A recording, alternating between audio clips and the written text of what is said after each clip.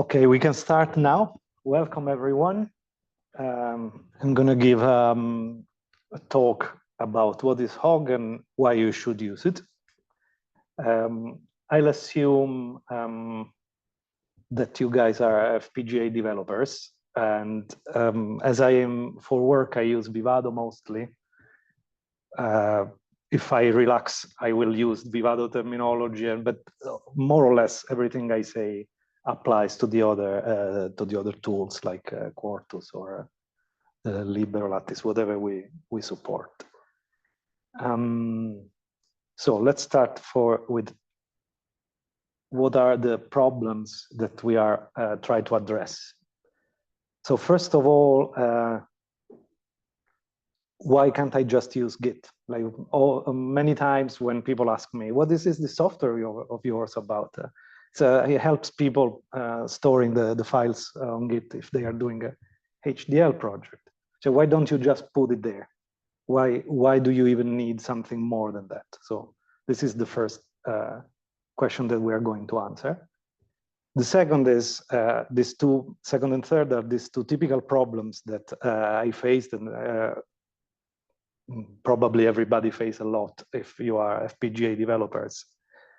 Somebody tells you, just download my project there and I just need to change one thing. Then you do it and it doesn't work.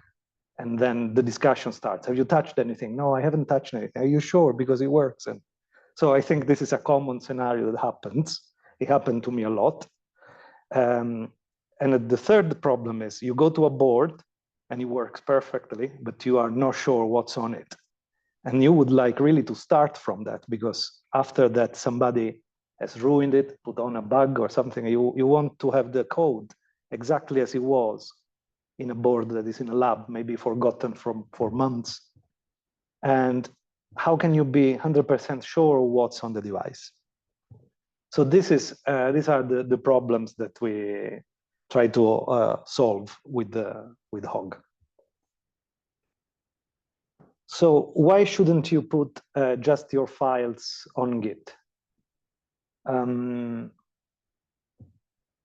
Back when I started this in 2017, more or less.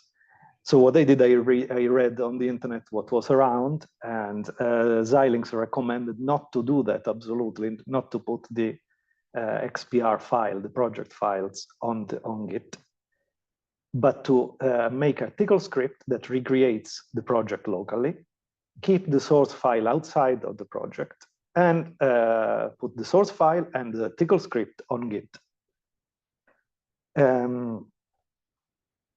How do you start this? Normally you have your Vivado project, you open the file menu and there is create a project tickle file. And that's exactly how I started it.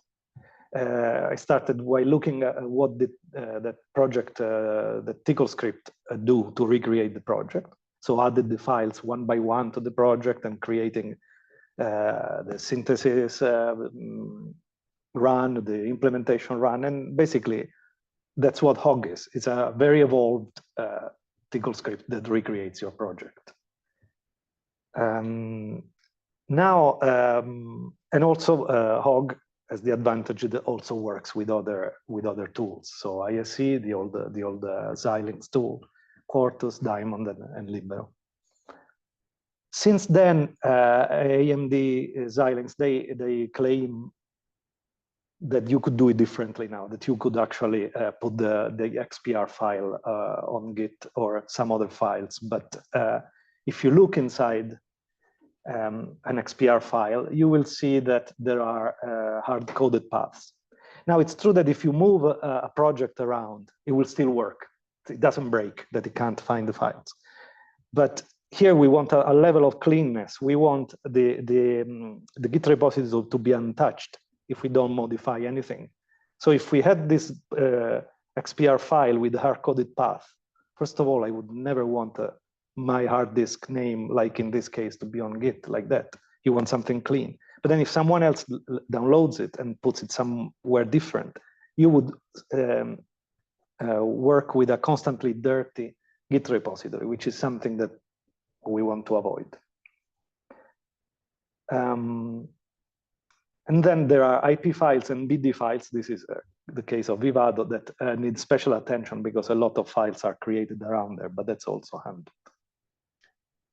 So what if we look at the other tools? So this is a screenshot from a Quartus file, and you can see that there are coded paths in this as well.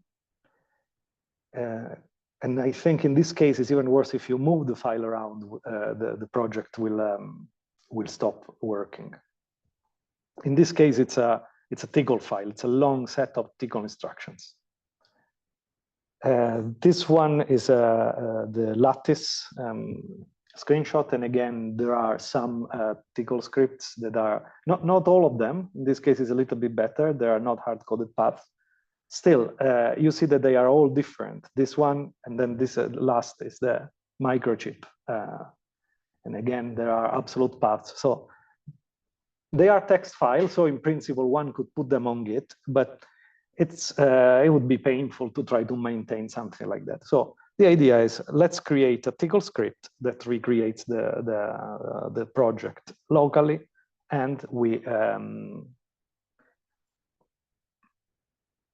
maintain the Tcl script. And Hog basically is that, just it's much more powerful because in all these years we added a lot of nice features.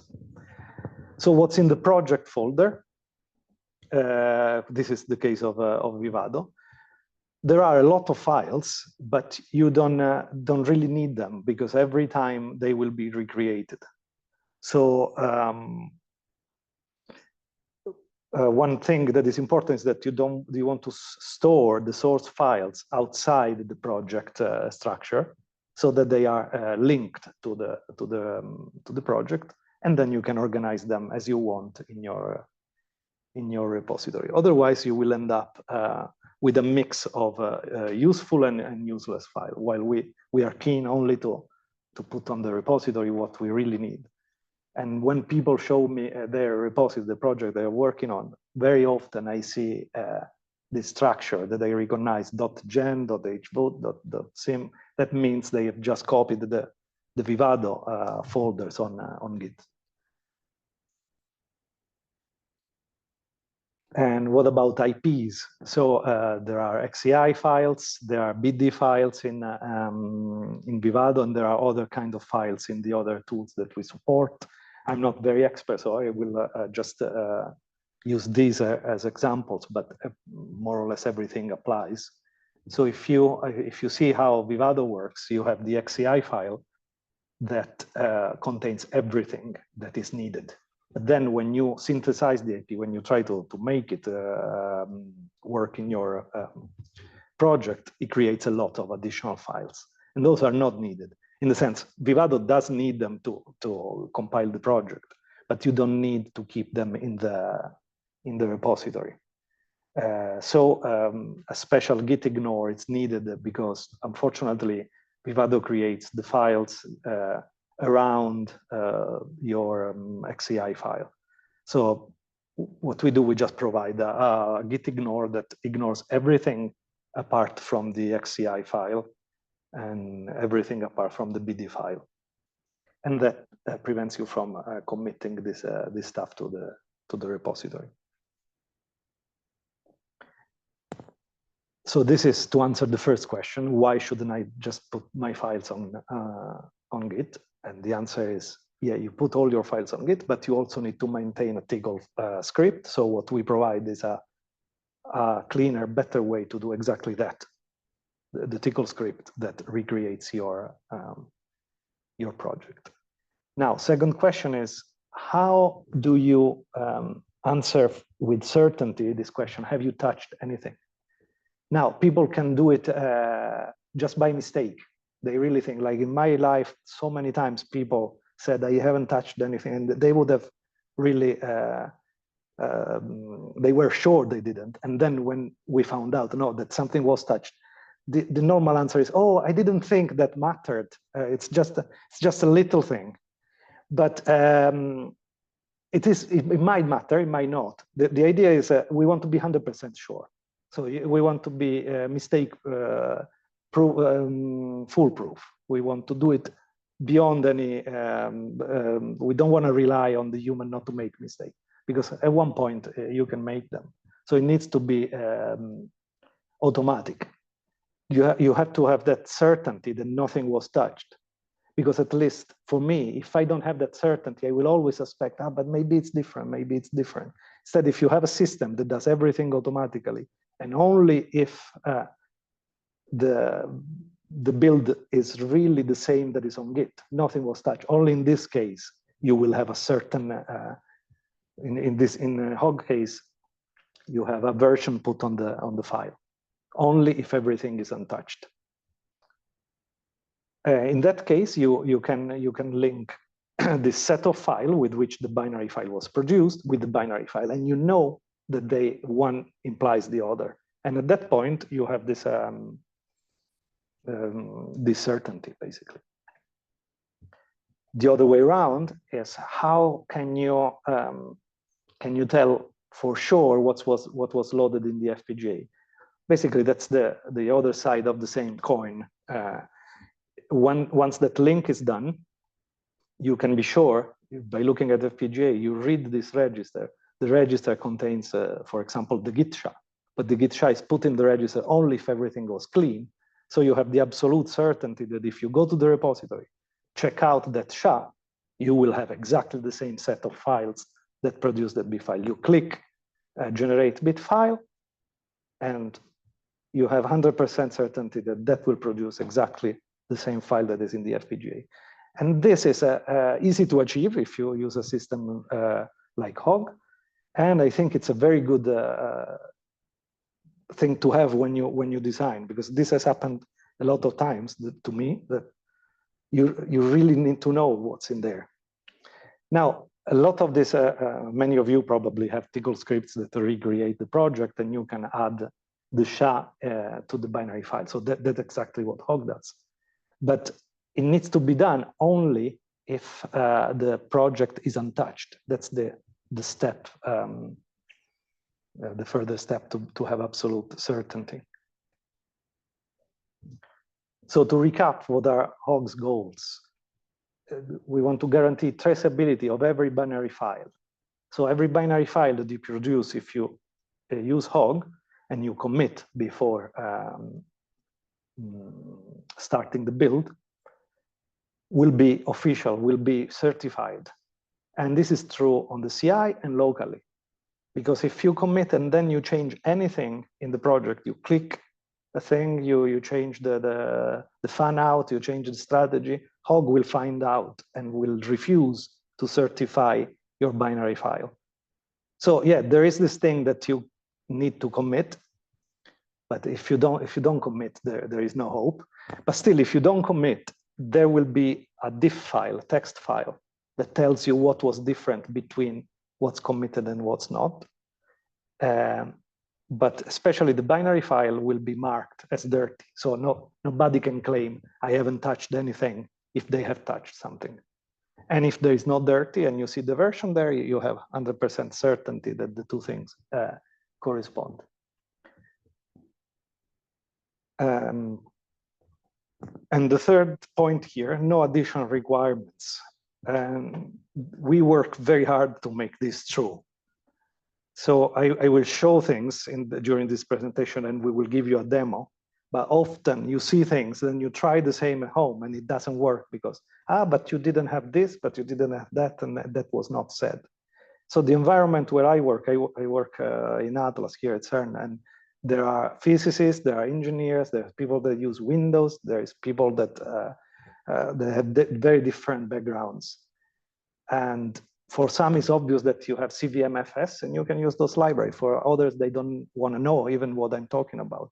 They want to turn on their laptop with Windows and work. So if you have a system like that, it's important that people use it, that it doesn't feel like an enemy, something that gives you more to do rather than solving problems. So Hog for real doesn't have additional requirements. So if you're working on a firmware project on Vivado, you have Vivado, right? If the project is on Git, you have Git. So those are requirements. But apart from that, you don't need anything else. You don't need to have any library. Python doesn't need to be a specific version, nothing. Because Hog runs inside the IDE, it runs inside Vivado. It's just a set of TCL instructions. And sometimes we were tempted to use something, you know, on Python, you import everything. And that's tempting because it's already done. But when that was not available, we rewrote or we worked around and we made sure that everything we use is available in the IDEs. So Quartus, Vivado, unfortunately, Lattice and Microchip don't have TCL-lib. So in that case, there is a little requirement that is to install TCL-lib. But for the rest, it's being completely TCL-based is a run inside the IDE. So it works also on Windows, for example. And starting to work with a new project that is already set up with Hog should take not additional effort. Why is this important? Say that I am expert in, I don't know, MGTs, and you say, can you help me with my project? I say, yes, of course. So every time that happened, there was a long time, and it was not a nice time, since they put me up to speed. I know you need this, you need that. It would be so nice, I just clone the repository, push a button, and I'm on Vivado and I can work. And I feel comfortable because that's the GUI as I've ever seen, always seen it. I don't need to change my way of doing it. So as an administrator, maybe you need to do a little bit of work to set up Hog. But as a user, if you want to ask help to someone else that is not in your project, so they don't have your setup, they can just do instantly. They clone the repository, create the project, and start to work. So this is a principle that is very important for us. Okay, so this introduction was an addition to my normal Hog talk to try to answer all the questions that were asked to me during conferences. Why don't you do this? Why don't you do that? And now this is quicker than usual, very not detailed presentation. So I'm gonna just touch on the main things of Hog here, but there are many more features because we have been doing this, I mean, not as our main job, but we have been doing this for years now. So you can imagine people from all different kind of projects and backgrounds ask, why don't you do this? Why don't you do that? So there is much more than what I will say here. So what is Hog? It's just a set of TCL scripts and a methodology. So something that you have to do in a certain way. But this certain way is quite normal. So the point also I want to make here is that we are not adding a lot of new things on top. You need, so what you need to run Hog is because you just need it. You need to create a project, what do you need? You need your source files, so your RTL, you need your IPs, your constraints. That's not because you're using Hog, you just need this stuff.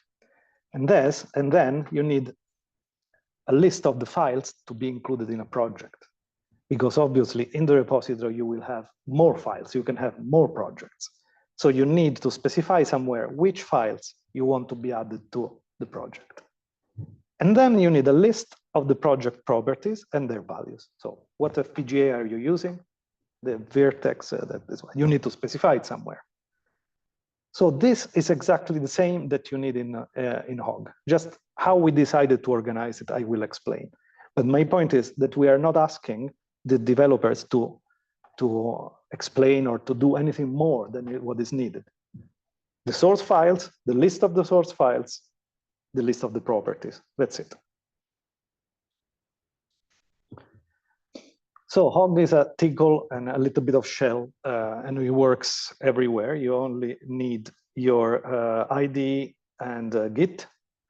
It's included as a Git submodule in your repository, so you don't need to install it. It comes with the repository. You don't need to update it. You update it if you want. If you don't, you keep it like that. So if you have different repositories, they can have different Hog versions, and it's not a problem because it's very small. It guarantees place and route reproducibility. So you are sure that everybody that downloads the same repository will obtain exactly the same result. The binary file is traceable. So the git SHA is embedded in the file, in some registers, is passed as a generic only if the repository is clean. So you know that you can link with 100% certainty the binary file with the source code. And we also provide scripts that do the continuous integration, because basically what they do, they just run Hog. Once you have done a system that works the same everywhere, you just run the scripts. And that's the continuous integration. However, we provide the YAML file to have the continuous integration on GitLab and on GitHub. And you really don't need to do anything. Works on Windows and Linux, GitHub and GitLab, and these are the IDEs that are currently supported. Now this GIF here, I say GIF, somebody says GIF. I showed it in a conference, and the guy after me was also presenting a system similar to Hog, and also had a nice little terminal like this. The cool thing is that it launches this thing that is installed. Obviously, if you install everything, you can always show that it works. My claim here with this GIF is in any computer, without anything installed, you can give these instructions and it will work. So there is a difference. I'm not saying after you have prepared everything, it will work. I guess in all your computer, you go and you launch Athena, it will work. This is Atlas software. But how hard have you had to work to make it work the first time? And so is for many software. In this case, what I'm saying, it works everywhere quickly. So you clone, this is in this GIF, there is our examples. It's a repository that we have with Hog example. You clone it with ---- recursive because there is Hog submodule in it. So that will clone also the submodule. Then you launch the script. The script will recreate the project. First, you have to look which Vivado version the project needs. So you source, so here you see with list, it will list the projects in the repository. Then it sources the Vivado in the right place to have the right Vivado. So in this case, it's 2022.2. And once you have done that, you do Hog do create, and you pick one of these projects, for example, Vivado FIFO, and that will create your Vivado project, and you can start to work. Once you're done, you commit, you push, and you're sure that it will work. So it's as simple as that. What does a repository handled with Hog look like? So the files, the HDL files, the source files, you can put them as you want. So you can, like, there are completely no requirements over that. And then you will have Hog submodule that needs to be in the root of your repository and needs to be spelled like that with a capital H as it is. And then you need a top folder with a capital T. And each subfolder of that will be a project. So the files that are used in these projects are not here. They are in the repository. Here you just have the Hog-specific text files that describe the project. And we have two types of files. The list files, which are text files that include, that name one by one the files that you need in your project that are in the repository, and the hog.conf file. The hog.conf will contain all the properties for your project. So what FPGA you're using, what strategy. I always use these two as examples, but there are plenty of properties, I promise.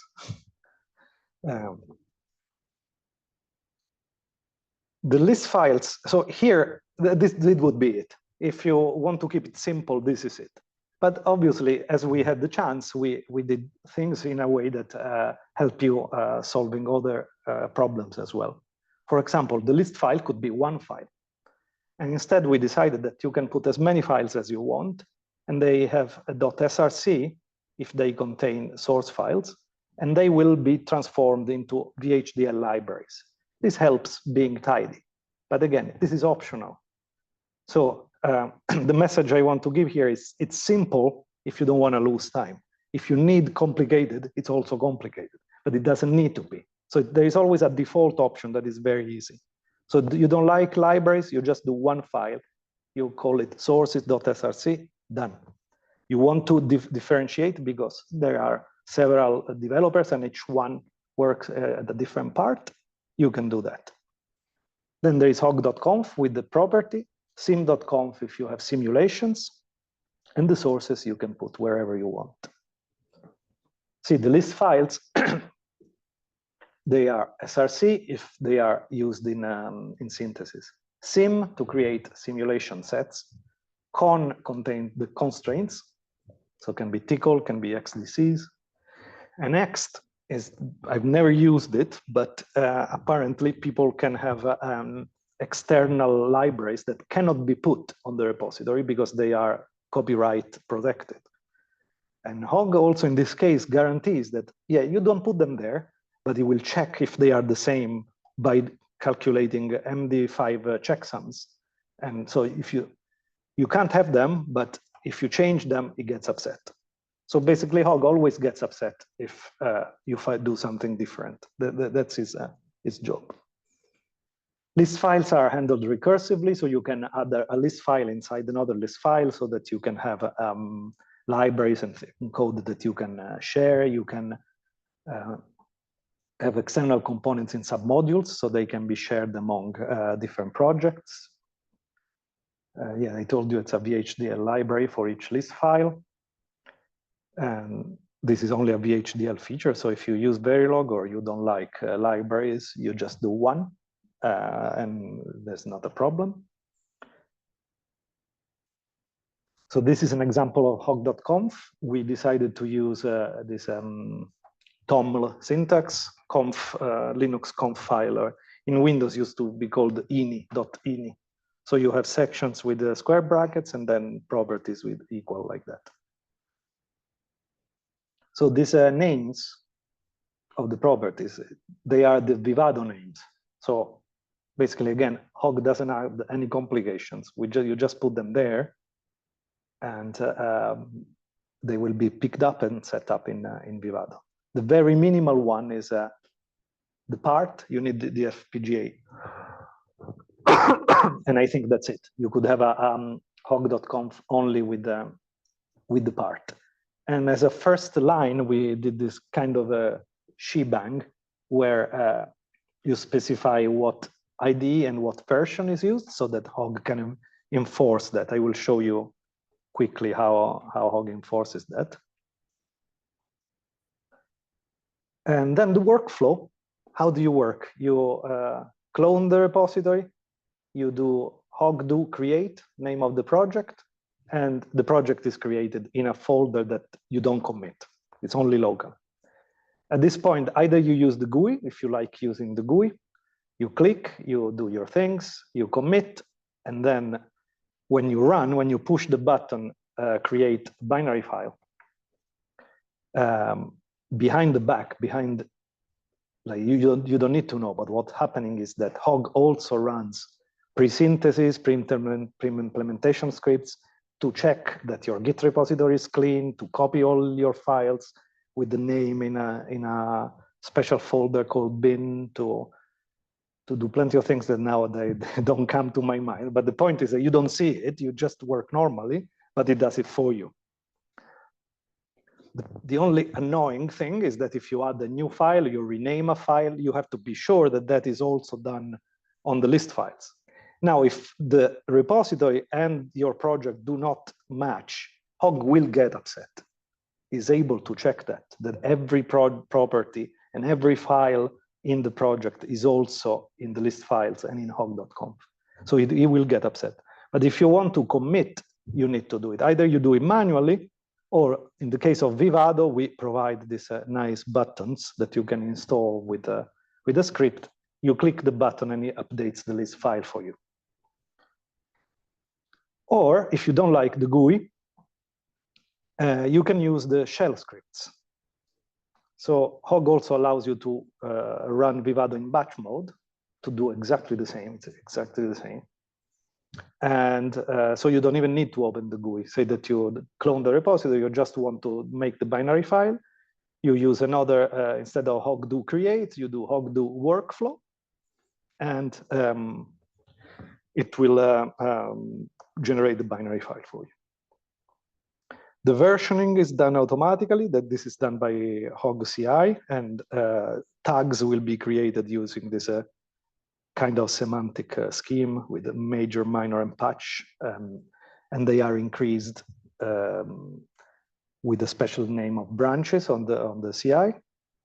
However, Hog looks at this, and these numbers are added, are provided as generic to your firmware. So if you want to add these numbers to registers to look at them, you can. And it's good because a SHA doesn't tell you is this more or less recent than another one. So we wanted to have a numerical version that is clear to read. The only thing you need to do, you need to commit. You need to do, not to push, but you need to do git commit -am something before starting the workflow. Otherwise, there is no way to trace your changes. So it's important, even if it's only a test, commit anyway, and then you can amend if you are really, really keen not to have ever made a mistake in your life. Otherwise, you just do another commit where you say, fix the problem that I created in the other commit. But it's really important to do it. And I still struggle to convince people. They still tell me, it's only a test. But what if it goes well? Then it's not a test. And we also provide CI YAML script. This is why sometimes people say Hog is a CI for the FPGA project. It's not a CI. The CI, we do provide it, but it's so easy, and basically the CI just launches the scripts that I described in the previous slide. So Hog is a system to guarantee reproducibility, and then the CI comes with it. So how should you work, though? You should work with short-lived feature branches. And when this is a normal, very common Git way of working. So you have your main branch, you decide, oh, I'm gonna increase the length of the FIFO. So you create a branch, increase length of the FIFO, you do that, you open a merge request. And when you open the merge request and you mark it as not draft, the pipeline will start and generate all the binary files of only of the projects that have changed with respect to the main branch. Then when the merge request is accepted by human intervention, there is another pipeline, the main pipeline, that will tag, so create the new version automatically and create the release, do the change log, check all the timing, write them in nice tables in your merge. It does a lot of things that I can't possibly list here, but it does create the badges in your repository. They are distracted, otherwise I could ask them. What else does it do? Create the release, create the badges. The tag pipeline and copy this file to the cloud storage. So in our case, at the moment, just supporting the EOS cloud storage and copying the file to the machine in a folder in the machine you are running your CI. But yeah, we can plan also to support other cloud storage servers, vendors. Then the badges, I said, timing reports, probably I'm missing something.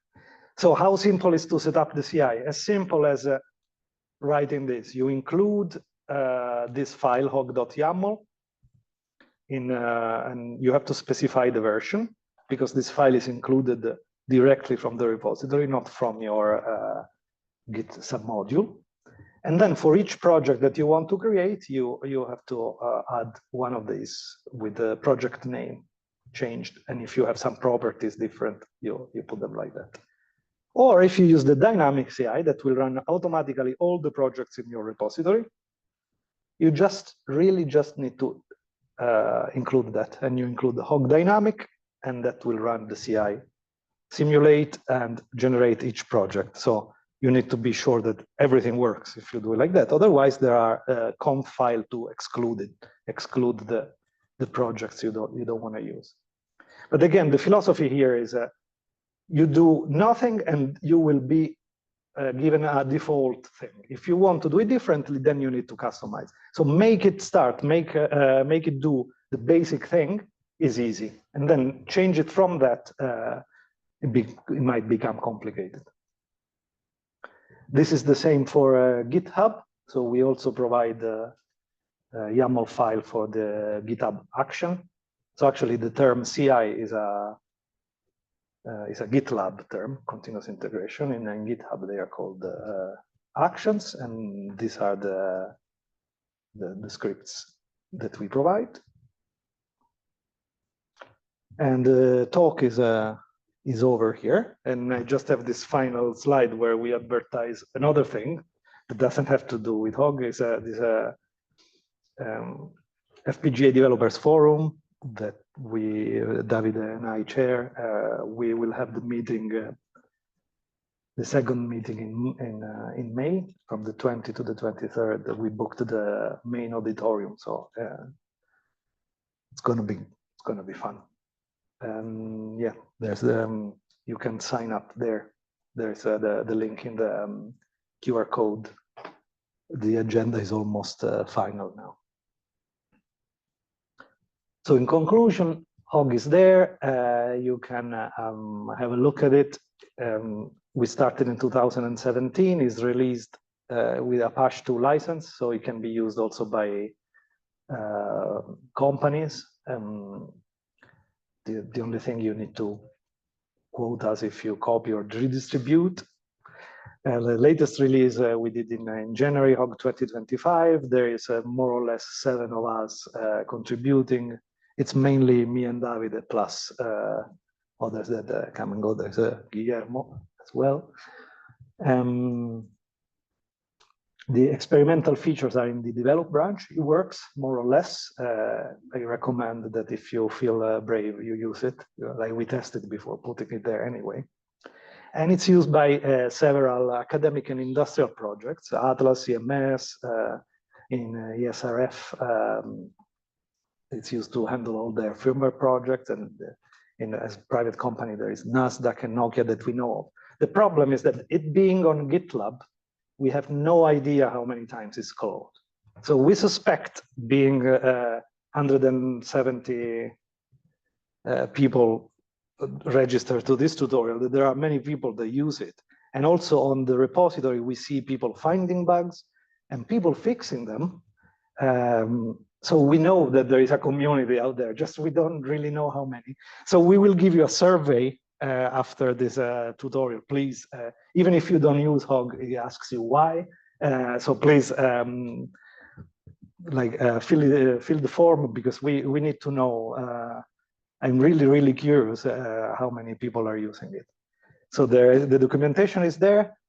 I'm gonna say it's quite well written with respect to what you find around, but if it's not, tell us and we will fix it. I always say that I will read it all and fix it, but never do it in the end, then it becomes bigger and bigger. There is a support group. Actually, all of the ones that are subscribed to today's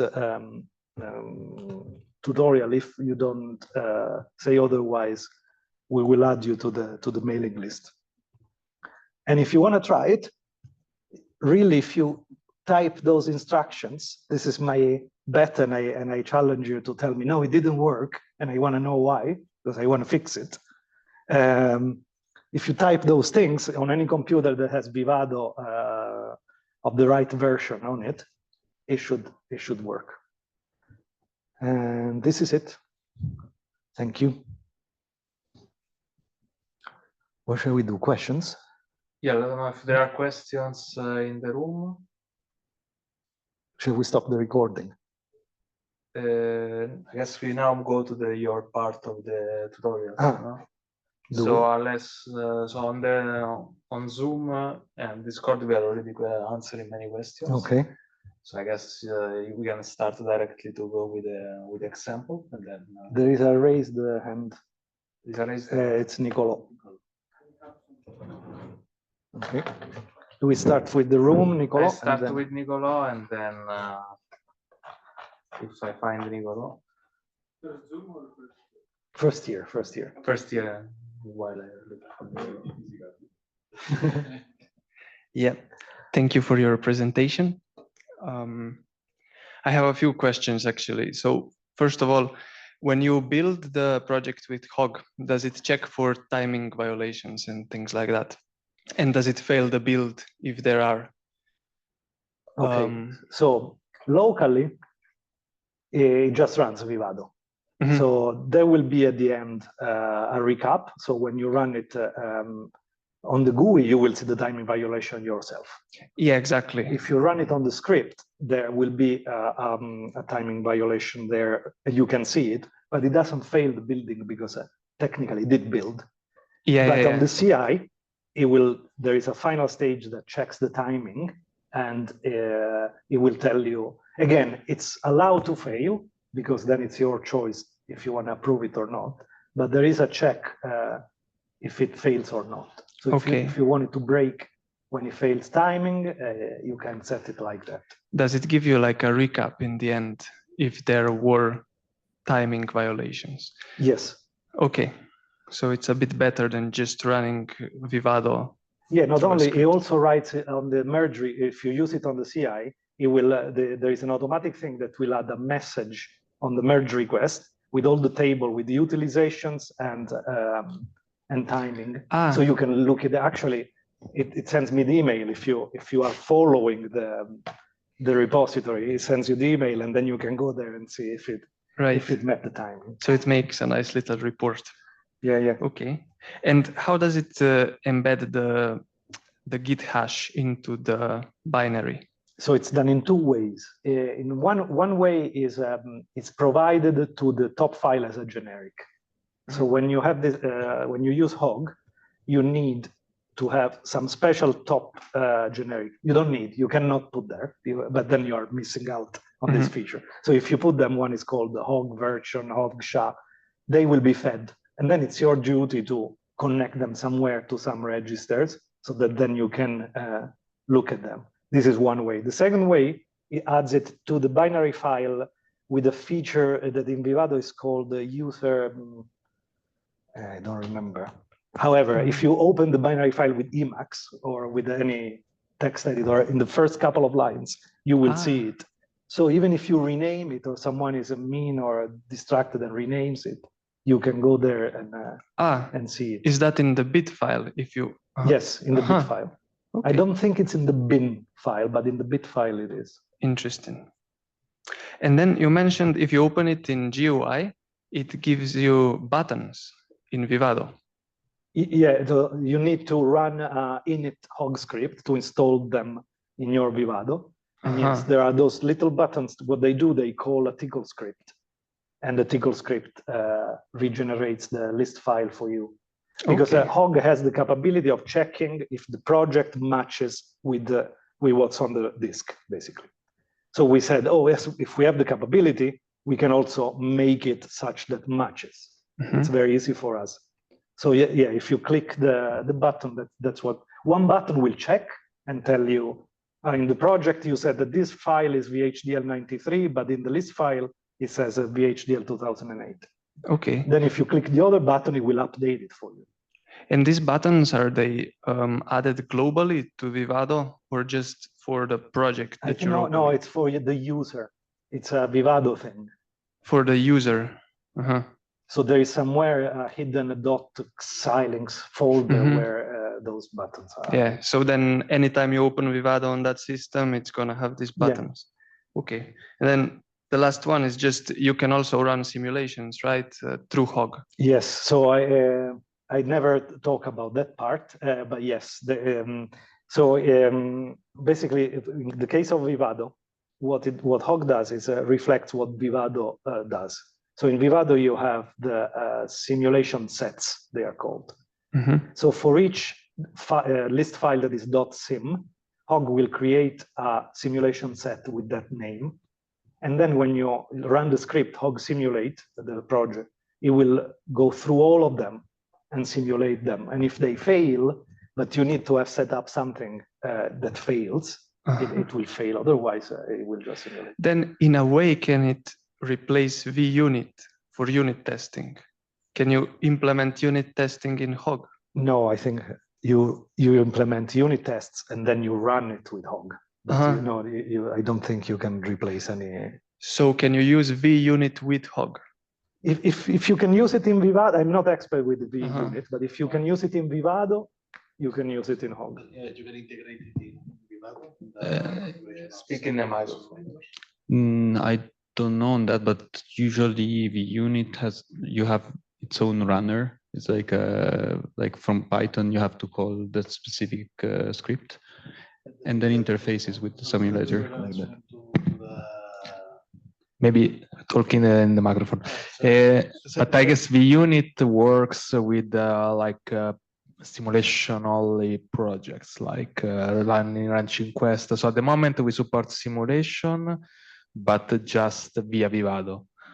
We are planning to have also projects, single simulator only projects like Questa project, a Model Sim project in the future, HDL. After that, in principle, it's easy to implement also vUnit integration, but at the moment, it's not supported yet. Yeah, I've seen a question there that's similar to this. So for the moment, we support only Vivado, but not only Vivado Simulator. If from Vivado you use Model Sim, Questa Sim, any of those, then we do support it. But a project that is external to Vivado that we want to support, that's not how Hog was thought. It was thought to guarantee reproducibility of the build, not of the simulation. But now we see that we can do it and people want it. So I'm sure probably David will do it very soon.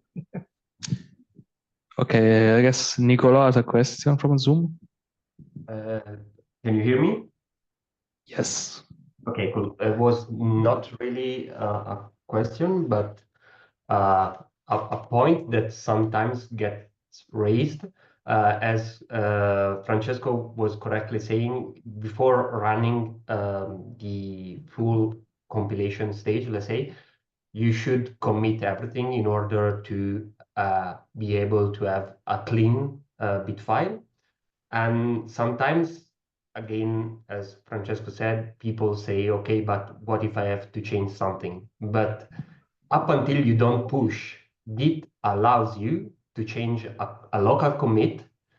Just use the -- amend option, and you can just add files, change something, even change the commit message.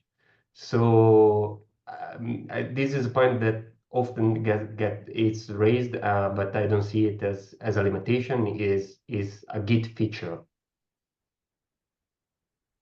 Yeah, that's correct. And also, if you pushed, you can also undo it. Many people do not recommend to change public history, it's called, but if it's in your private branch, you can do amend, and then when you push, you do -- force, and so you can do it. So don't be afraid of committing. That's the message. Thank you, Nicolo.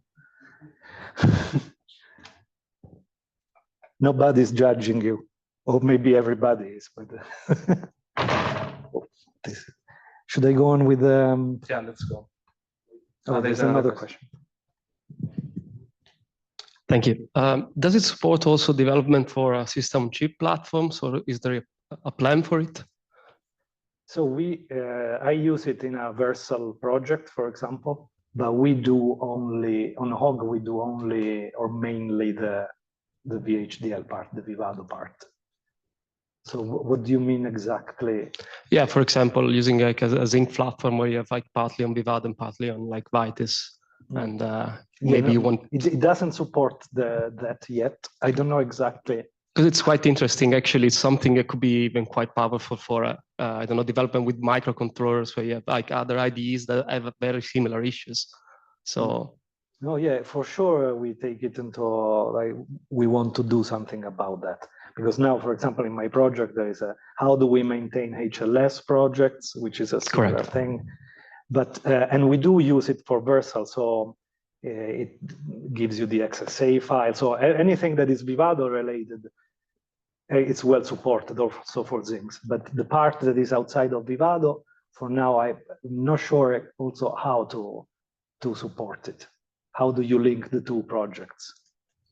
There are some problems there because some people use only Vivado, and you don't want to force them to also have Vitis, for example, if they don't need it.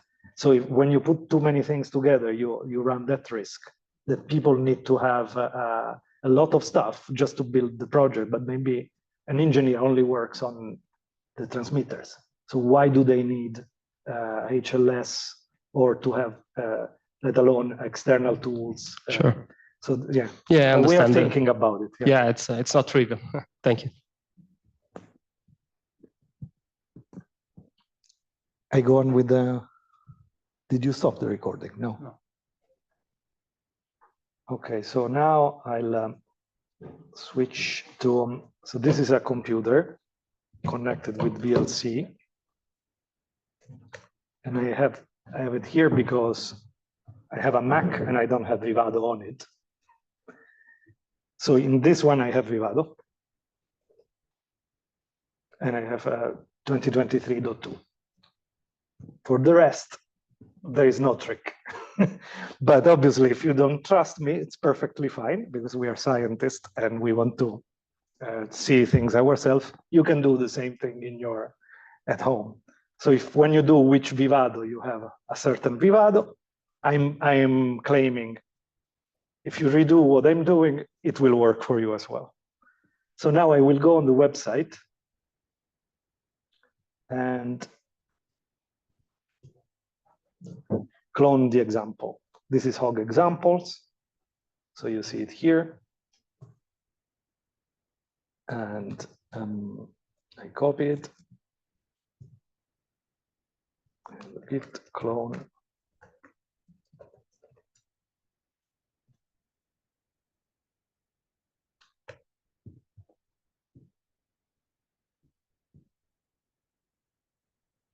It's very similar to the GIF. So now I enter the repository.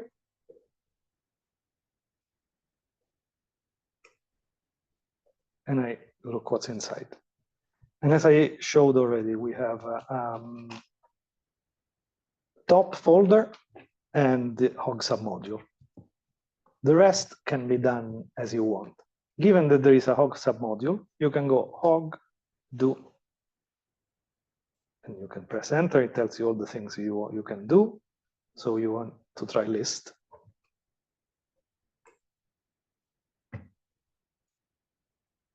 So let me just tell you a thing. This works using Tcl shell if you have it, or going and finding the Tcl shell that you have but you don't know you do, because if you have Vivado, Quartus, there is a Tcl shell executable.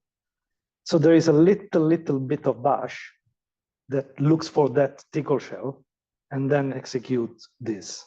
Because at this stage, Hog doesn't know which ID you're using.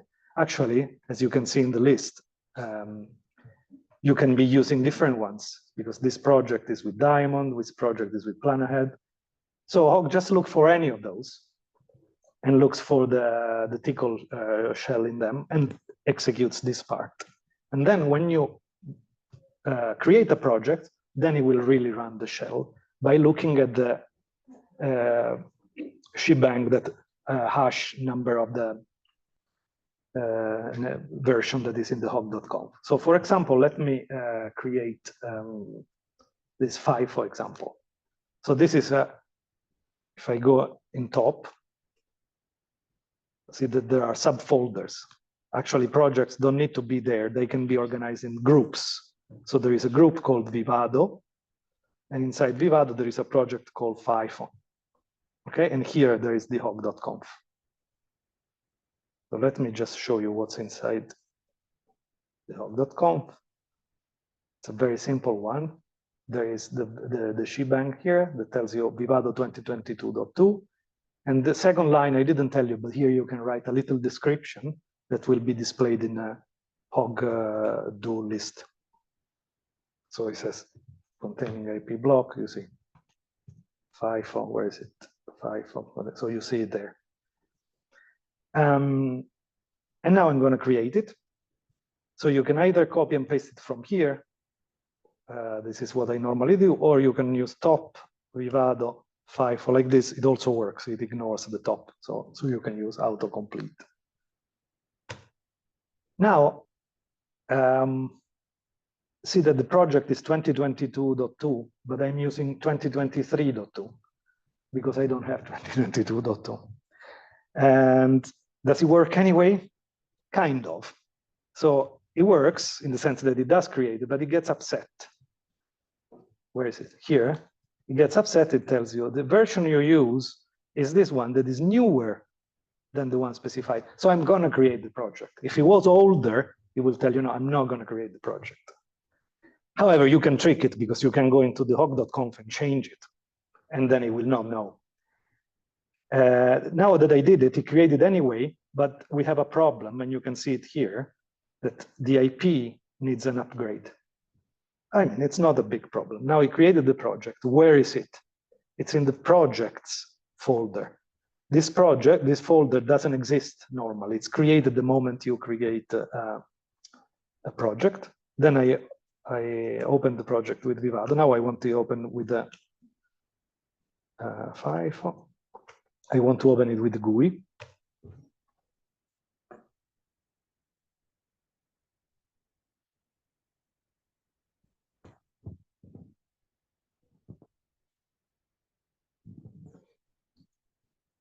So it did create it, but as I was saying, this is not going to work because the FIFO needs an upgrade. So I'm already doing something a little bit out of the rehearsed thing. But if I go here and I do upgrade,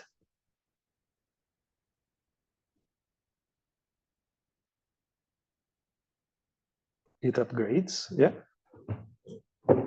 Skip. And now it's happy, but it's not clean because if I go with this, do you want to ask now? Yeah. Yeah. Sorry, just one question. Like, can you upgrade directly from Hog the IPs? I think so. Is it the battery? But I think people can hear you from that one. Okay, I don't know if you can hear me. So if you launch normally the workflow, it updates the IP unless it is locked. If it is locked, it will probably give you an error and then you have to act manually. Okay. However, as I have upgraded the IP, if I do git status here, this is going to be red. It's going to be very slow for some reason.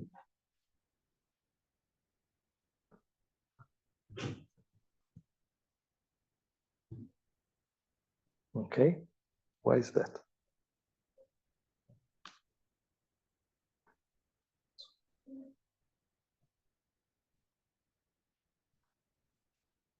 Well, it's unbelievable. When you do things for real, they are always git status.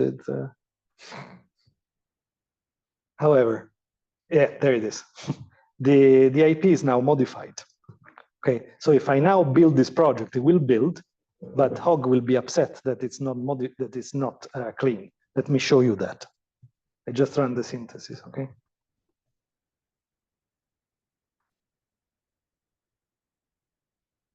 So he first builds the FIFO, and then it will build the project. At the moment it starts building the project, Hog will complain about the uncommitted file.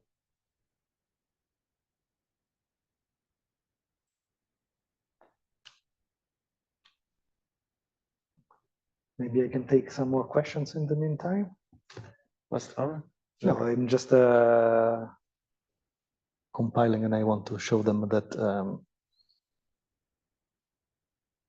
the synthesis. Yeah. Okay, yeah, there it is. There it is. So you see that there is a critical warning if I go here.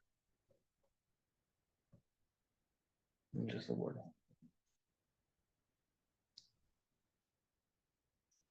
I guess now it updates the critical warning after the synthesis finished, Okay. but you can see in the log. Okay, in the log here, yeah, critical warning. It says it's not clean. And so the commit hash and the version will be set to 0. So if then now we, so it did the synthesis because it was very quick. But this bit file is going to be dirty. So it will have the SHA, but it will have some indication how it was produced, but it's not certified. If I want to certify it, I should commit the IP, the XCI that was modified, but also I should go into the hog.conf and change the version, because now I'm doing it with Vivado 2023.2, while the project was done with 2022. So let's do these two things.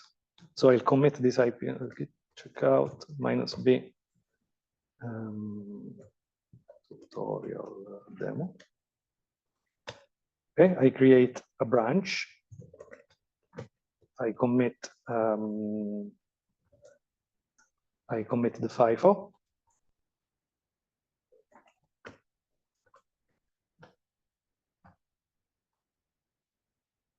And I change the FIFO, the hog.conf version to 2023.2. And I also commit that to git commit, so change type version to the 2023.2. Okay. Now, if I relaunch the synthesis, yeah. Now it's going to be much faster because the FIFO is already done.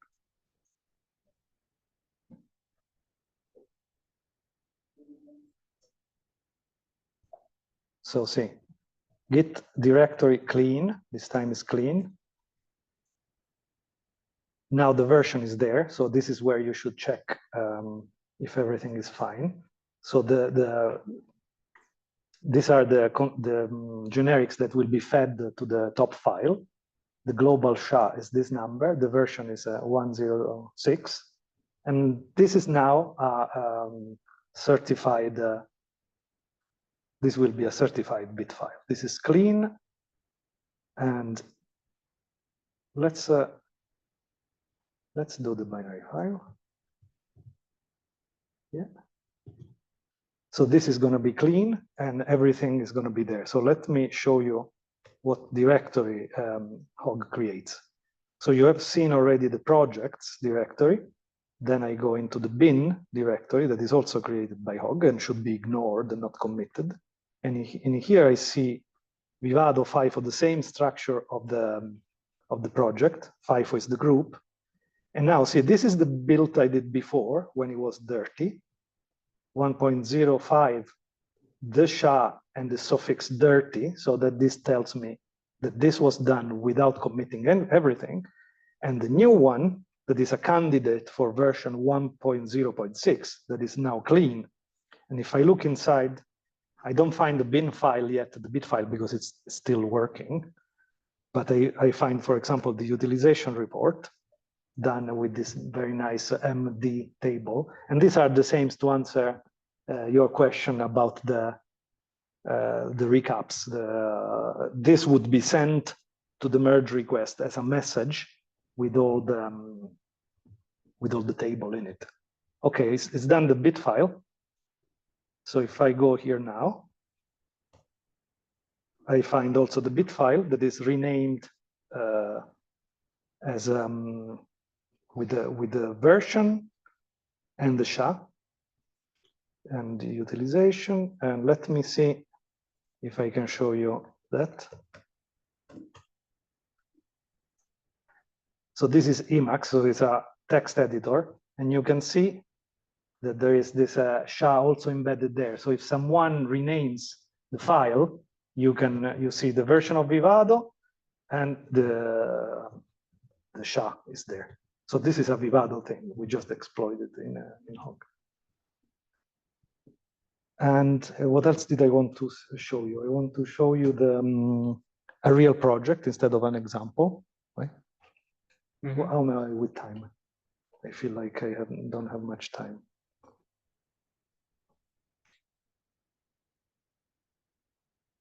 So in the Excel, so there were some people asking about BD files, but yeah, maybe you can show just the example quickly. From the web. From the web, yeah, it's okay. So there is one example that has a BD file with Vivado BD design. And in the in the list file, you just there is a VHDL top file and a BD file. You just add it like that. What was the question more specific than this? So we support two ways. One is to add just a .bd file, and the other one was we can use the Tickle script. So in this other example, there is just the VHDL file. Yes, but there is another file where we source the list. And here there is, so this is one of those features that I told you that Hog has many features, but I don't mention them all. So what happens here is that if you like to create things on the fly with Tickle scripts rather than include them really, you can include the Tickle script, but you put the property source. If you don't put the property source, it will include the Tickle to your project. If you put source, Hog will source it, and that's it. But if by sourcing it, this guy creates files and adds them to the project, they will be in the project and Hog will take care. Like if you create the project and then you modify the files, Hog will know. How does he know? I think this is the finest work that we have done. Every time he creates a file that is not in the list file, he knows because he can check on the list file, and he writes the checksum of those files in a hidden place. And then if you modify them, when you run the synthesis before starting, it checks that you haven't modified so that the checksum is the same. If it's not the same, it will tell you this external file was modified. Please don't do that. Change the Tickle script and do it again. And so it will find out. And what I wanted to show you, a real project. Oh, we have another question. Question in the room. I want to show Artus here. How are we with time? No, maybe. So you do it. Yeah. I have two questions. So first is, does Hog support like sort of hooks for external scripts or stuff that like, I don't know, like for pre-synthesis or post-implementation, this kind of stuff? Yeah, so you can add your own pre-synthesis, pre-creation, post-creation scripts. Mm-hmm. It's all documented. So basically you put them in the top folder with a special name. So pre-creation will be run before the project is created. Post-creation is after the project is created, but still in the creation time. So that's the best place to put, like maybe you have a script that creates some external file and puts it there, you can put it there. And then there are other scripts that are embed hooks for like pre-synthesis, post-synthesis, pre-implementation, post-implementation, and so on. Okay, perfect. And the second question is like, well, it's more of a case study that we have. And for example, your SHA integration with versioning. We have in our project a package, a VHDL package that is written at the creation time, let's say, you know. So actually it's called by Vivado something, but this actually modifies the file, so it will invalidate your SHA.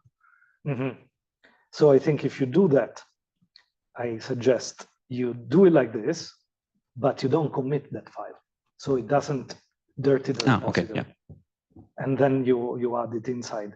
There is a kind of an unsolvable problem there. Like if the thing is, you want to know the SHA before you start the build, number one, because you want to embed it in the register. And second, it must not change when you merge. So in fact, if you use Hog, but if you think about it, it's the only way to be have a correspondence between SHA and binary file. You should abolish merge commits and squashing and rebasing. Unfortunately, I know people are kind of religious about these things, but the history must be preserved, at least the history of the builds. If I build a firmware and it works and the SHA is 1, 2, 3, 4, that needs to be preserved. So when I merge it, I just do, what is it called? Straightforward merges. So I put that commit in the master. If I do a merge commit, then there will be another number. And so the number needs to be added to the register, but it's too late for that. So, okay. Thank you.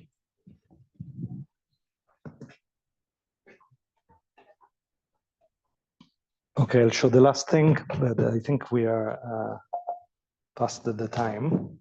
I wanted to show you that Hog works even with a real project.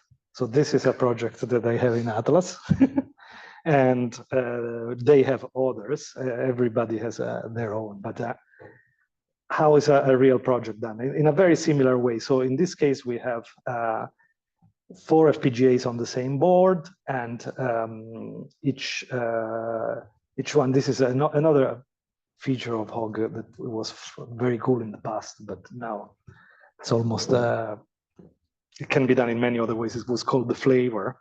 So that we have these 4 FPGAs, they use the same files. The only difference is this .1, .2, .3 that is passed as a generic to the top file. So basically 4 different FPGAs that have different pinouts. They share the same top file. The list files are here. You can see we have plenty because we have a lot of libraries, different developers working at different things. So to keep things a little bit separated, we had different libraries, infrastructure, algorithm, and IP bus and other things. So I copied the link. I go git clone.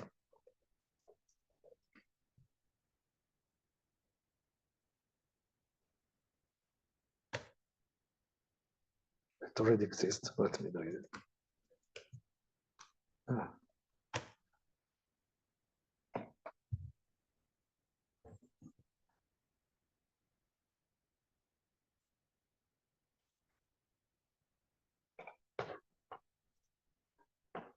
So this one, see, had more submodules.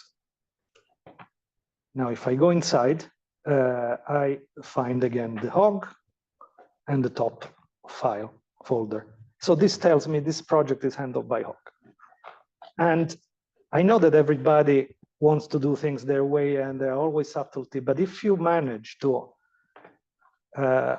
accept that there are going to be differences, I think that the fact that there is Hog and there is top, that creates a kind of a sense that if you use it and I use it, even if we are doing completely different jobs, we are in different communities, I can always do Hog, do list, and I will know, and that will get me up to speed very quickly. So one of the questions that people ask me is, why should I use Hog? I already have my Tickle script. One of the reasons is that you then can share with other people that use it, because Tickle scripts are always bound to be different. People know where to find things in your repository. So this is 2020.2. So I'll have to change Vivado. So 2020.2. And then I create Hog. Do create. And I create this one.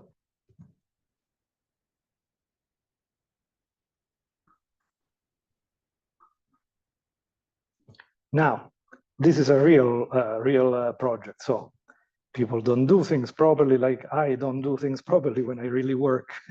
So this is not the most updated Hog, for example, it's an older version. And in this version, so Hog is telling me, look, there is a newer version, you should update it. And then there are warnings that things are not supported anymore, but nobody could be bothered to change them. Still, it works because we changed with the passing of the years how things were done in Hog. And in the end, it does create the project. Those are all the IPs that are used. See, some generic that Hog passed to the top file we don't handle. So it gives me warnings, but still it creates the project. So project.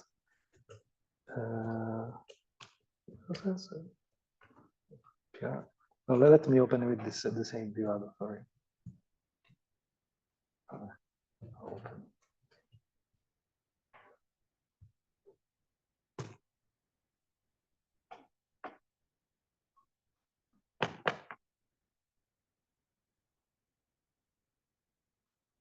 Yeah.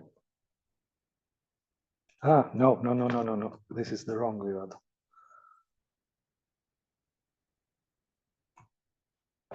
That was 2023.2.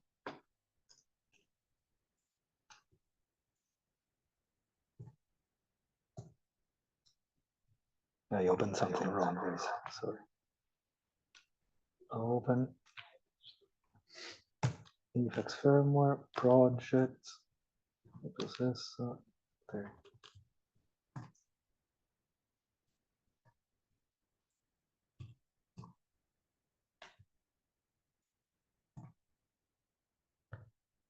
And now let's go back to the, see that the list files were many. We had this TOB readout, we had this infrastructure lib, we had algolib.src, and in the project, so you see this is the top of the project, and it's a big thing, and it has all the Hog generic. So that's how the Hog feeds the generics into the firmware, thanks to this. And these are then connected to registers, so I can look at them. If I look at the libraries, you see that there is algolib, infrastructure lib, ipbus lib, and these are exactly the same name as the source files. Again, this is optional. If you don't like it, you don't use it, just do one. What normally people, sometimes they didn't have, never seen this. There is one default library, it's called xil and it's called default lib. But in this case, we use the libraries to keep things tidy. And there are the simulations. Somebody asked me about simulations.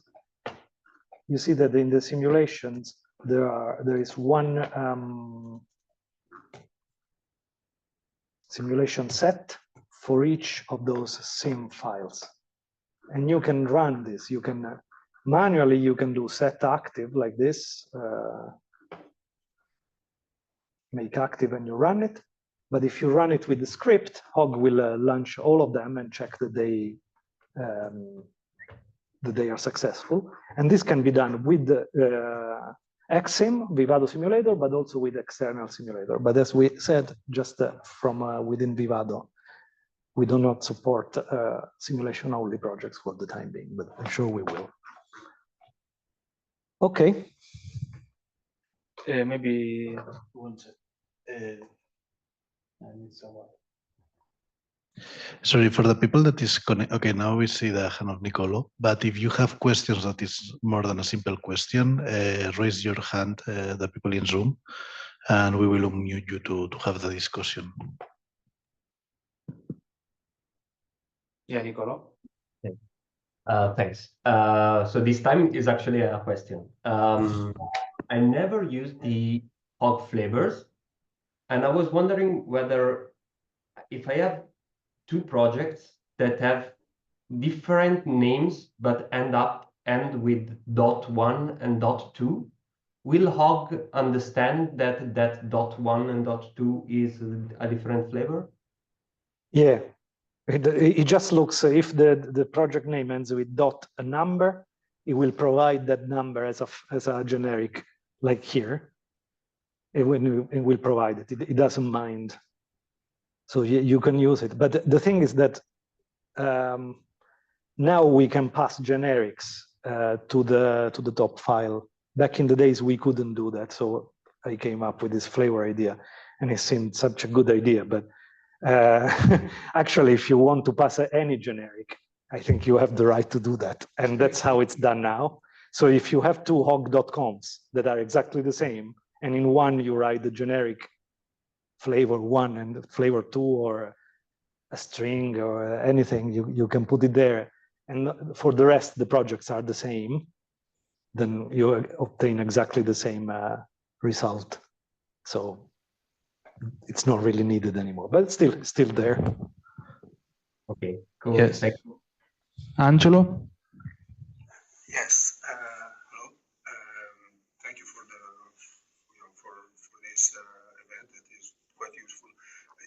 You just made a statement saying that Hog can launch the simulation and check whether the simulation was successful. Can you elaborate on this concept more? How can it get feedback up to the simulator to report success? Yeah, okay. Successful means that it doesn't fail. So for example, say that you have a syntax error, that's not going to be successful.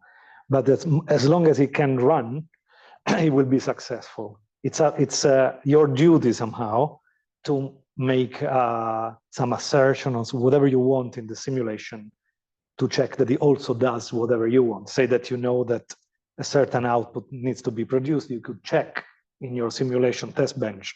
And if it doesn't, you fail it. In that sense, it fails.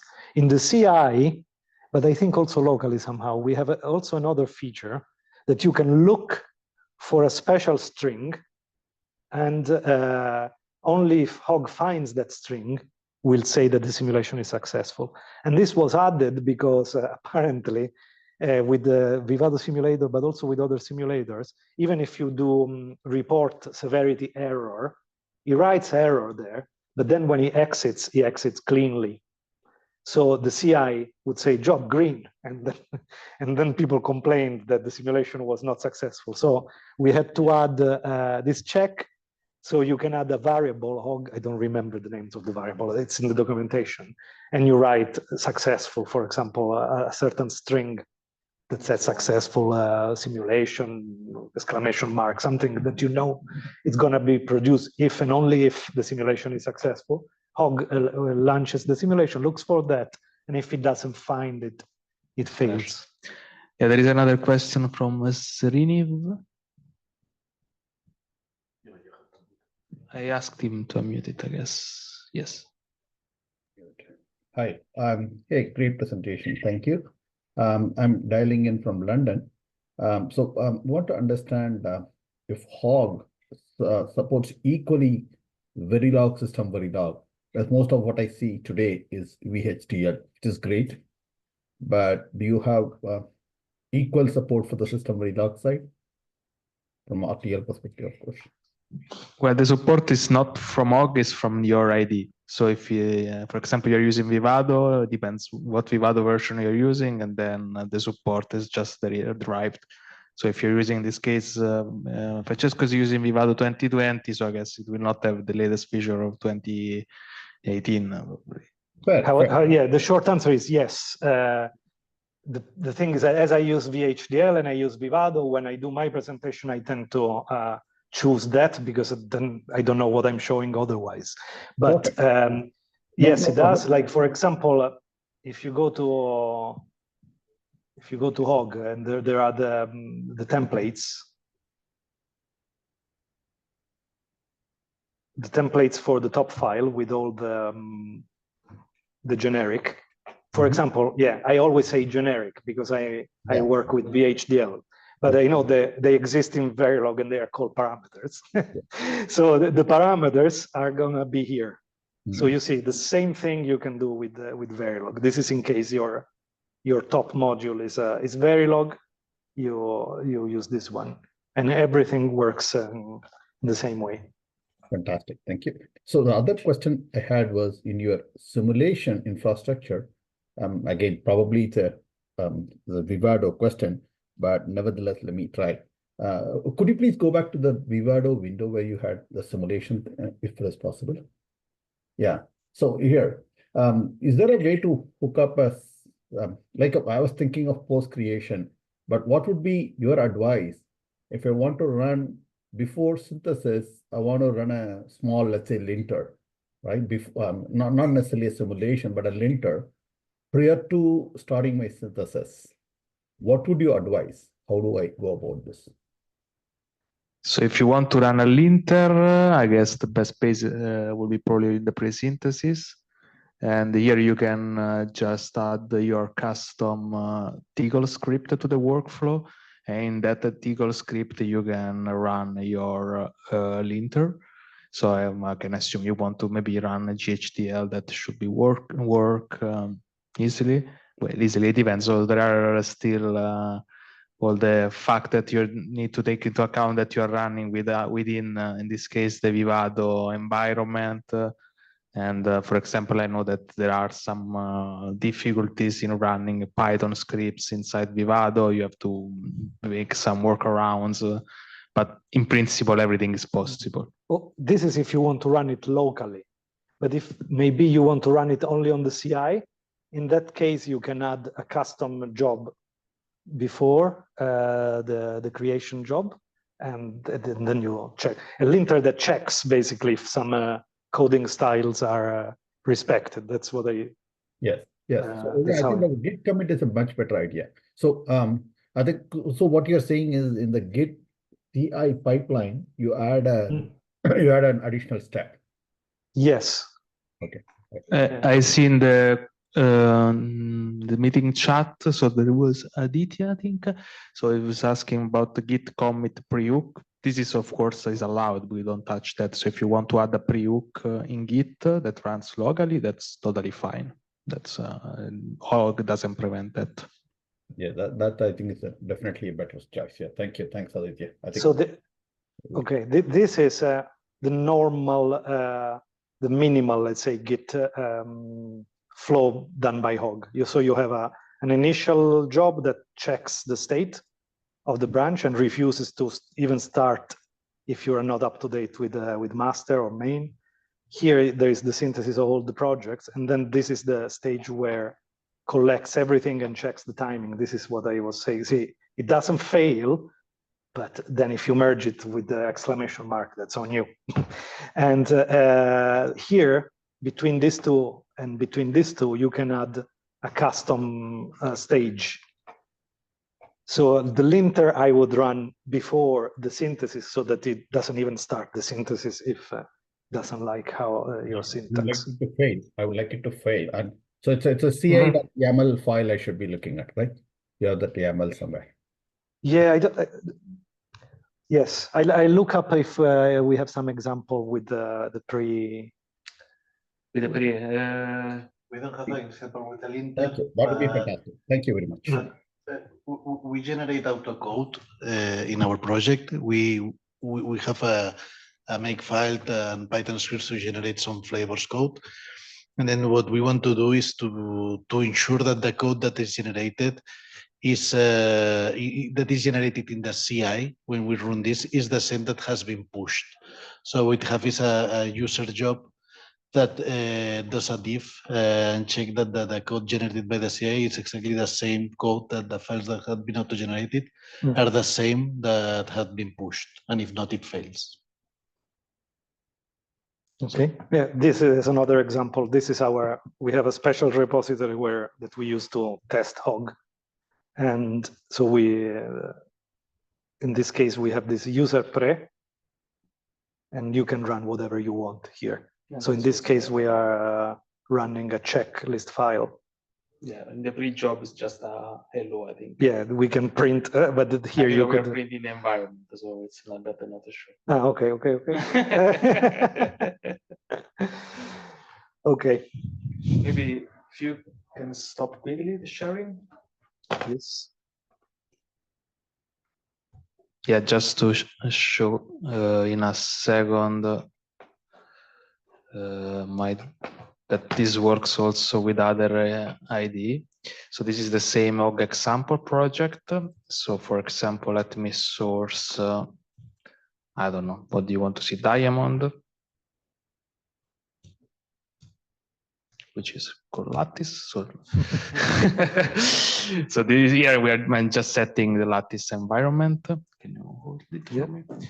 So then I just created the project the same as Francesco did. So it was diamond, example diamond, Hog stars.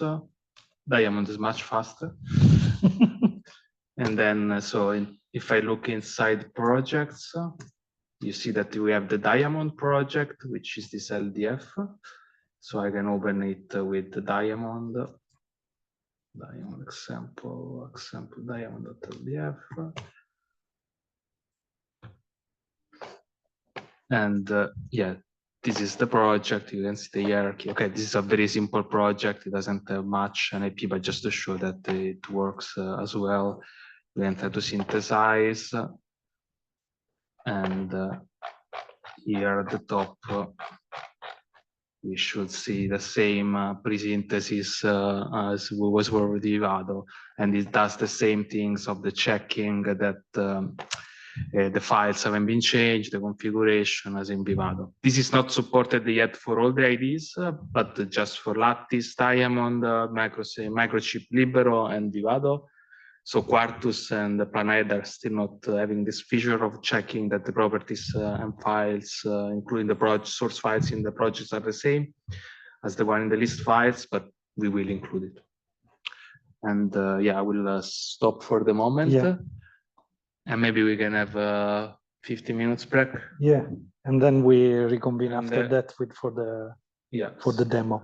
So let's go back at 3:50. Thank you.